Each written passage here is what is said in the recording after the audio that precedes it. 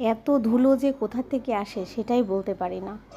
প্রচুর ধুলো জমে, আর 5 তলার উপরে এত ধুলো কীভাবে আসে, মানে একদিন পর পর ঝাড়া লাগে, না হলে তো মানে প্রচণ্ড ধুলো জমে যাবে। আর ডাইনিংয়ের পরে তো সব সময় দোবেলা মুছছি, তারপরেও ধুলো পড়ে।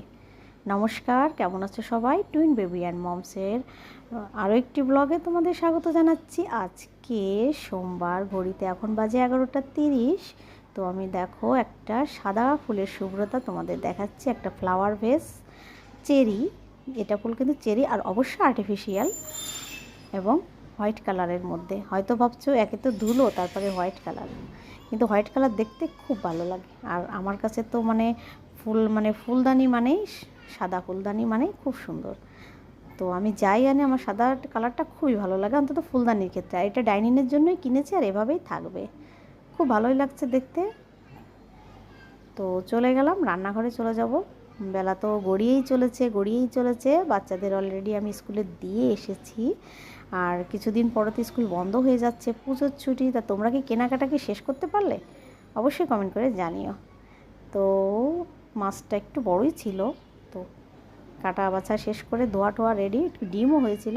তো চলে যাবো একদম সোজা রান্নাঘরে। অবশ্যই সর্ষে ইলিশ, মানে আমার বাসায় সর্ষে ইলিশ। আমার বাচ্চারা তো সর্ষে খেতে খুবই ভালো লাগে। আমি সব কিছু একটু সব মাঝে একটু সর্ষে দিয়ে করে। আর ইলিশ মানেই তো প্রথমবার সর্ষে, আর তার পরের বার তরকারি।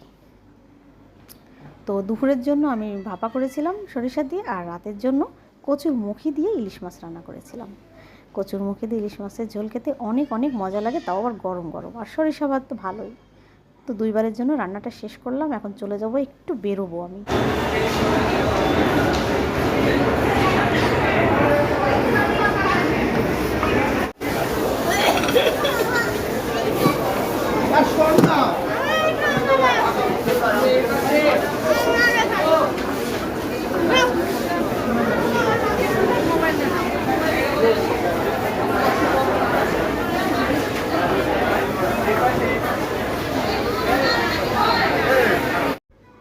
দেখলে তো অ্যাপেক্সে কি পরিমাণে লোকের ভিড়।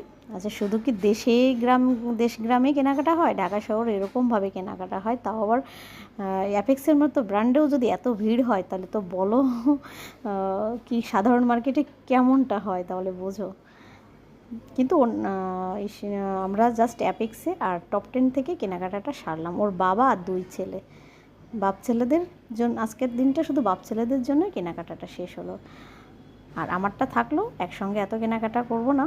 আর একটু খিদা লেগেছে, বাচ্চাদের একটু বেকারির সামনে নিয়ে আসছি, আর ওদের বললাম যে খাওয়া দাওয়াটা সেরে নাও।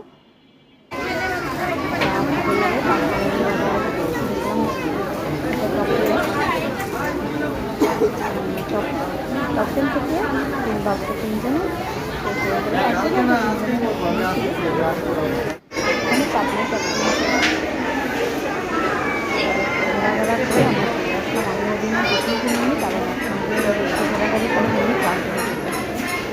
গানটা হয়ে গেলে কোনো জিনিসই ভালো হবে না।